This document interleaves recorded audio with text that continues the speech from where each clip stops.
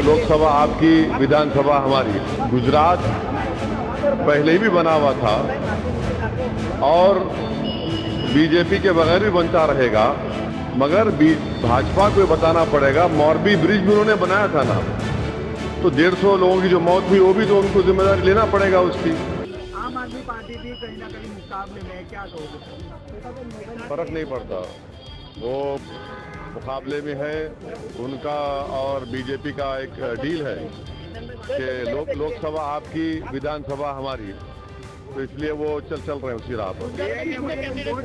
काटेगी गुजरात की विधानसभा चुनाव, कह रहे हैं कि कांग्रेस के वोट काटने के लिए आप आए। अब ये लोग जो इस तरह की बात कर रहे हैं, वो 27 साल से भाजपा क्यों जीत रही है, और फिर दिल्ली में भाजपा क्यों पूरे लोकसभा की सीट जीत गई? हम तो दोनों जगह लड़े ही नहीं, तो क्या वो वोट काट रहे थे? क्या वोट काट रहे थे क्या?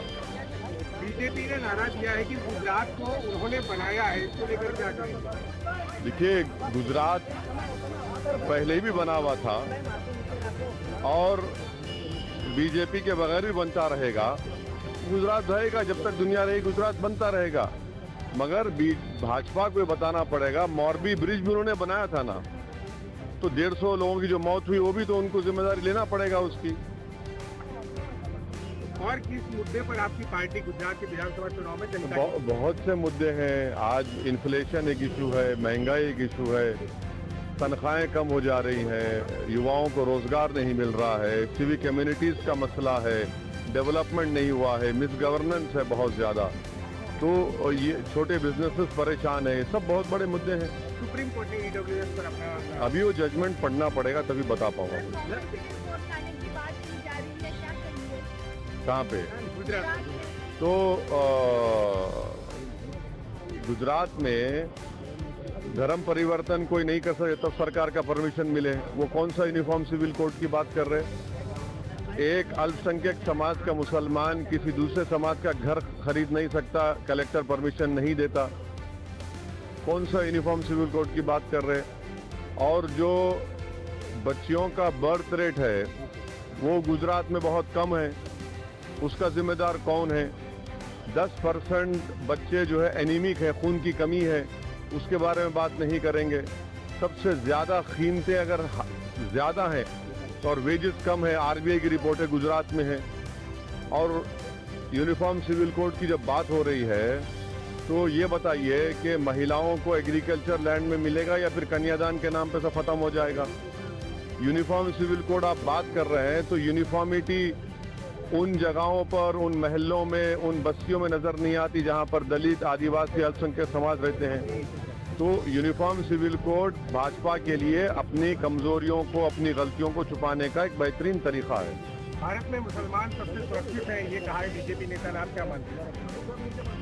देखिए, भारत की जमीन पर डेमचौक और डेपसांग में चीन बैठा हुआ है, और भारत की ही जमीन पर जो सर्दियों के मौसम में जो हमारे चरवाहे ऊंची पहाड़ियों में जाकर अपने जानवर को चरवाते थे, वो खुद कह रहे हैं, बल्कि लद्दाख का यूनियन टेरिटरी का एक कॉरपोरेटर कह रहा है कि हमने 8 गांव खो दिए हैं। वो जमीन कब वापस लेंगे भारत के प्रधानमंत्री डेमचौक और डेपसांग की? आप सुरक्षा की बात कर रहे हैं तो फिर गुजरात में ही अल्पसंख्यक समाज के मुसलमानों को बीच चौराहे पर लाकर पुलिस के जरिए उनकी पिटाई की गई, और इल्जाम क्या था कि गरबा में पत्थर फेंके। तो जो पत्थर फेंकता है उसको रोड पर लाकर मारा जाता है।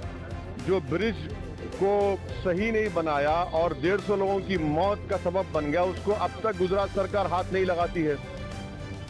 तो ये कौन सा सुरक्षा आप गुजरात की जनता को दे रहे हैं? कि बिल्किस बानो को रेप करने वालों को भाजपा छोड़ देती है, तो ये कौन सा महिलाओं को सुरक्षा दे रहे हैं आप गुजरात में और पूरे भारत में? तो आप कह रहे हैं कि गुजरात में मुसलमान सुरक्षित नहीं, ये कहना चाहते हैं? हम ये आपको मिसालें दे रहे हैं, आप मेरे मुंह में अल्फाज डालने की कोशिश मत करिए। मैं आपको 3 मिसालें दिया हूँ। कहाँ की दिया हूँ? एक डेमचौक डेमसाक की, जो भारत की जमीन पर चीन की फौज बैठी हुई है, जहाँ पर हमने अपने सिपाहियों को खो दिया। मैं आपको मिसाल दिया हूँ कि बच्चों को लाठियों से मारा गया। मैं आपको मिसाल दे रहा हूँ बिल्किस बानो को। मैं आपको मिसाल दे रहा हूँ वो ब्रिज की तो अब सुरक्षा आप तय कर ले। मैं आपके सवाल का जवाब इस तरह दे रहा हूँ। एक सवाल ये है कि आपने कहा था कि 10 मिनट के लिए हिंदुस्तान से पुलिस हटा ली जाए। किसने कहा था? आपने कहा था। मैंने झूठ बोल रहे हैं आप, झूठ बोल रहे आपके भाई हैं आप। अगर आप कोर्ट का फैसला भी पढ़ लीजिए, कोर्ट का फैसला भी तो आया ना। अब कोर्ट का फैसला अब आप उसको नहीं मानेंगे, अब उसको रिपीट करेंगे तो क्या ओवैसी साहब की तरफ से उनकी पार्टी की तरफ से बयान दिए जाएंगे? क्या इस तरह से बयान, विवादित बयान रहते हैं। अरे आप आ रहे ना शाम में, आइए ना, अब सुनिए हमारी बात को, अब सुनिए हमारी, कौन रोक रहा है आपको? आप आज हमारा भाषण वो होगा, कल भी अहमदाबाद में हमारे जमालपुर की विधानसभा में हुआ। आइए, अगर कुछ मसाला मिल गया तो पकड़ लीजिए, नहीं मिला तो फिर अब क्या करें?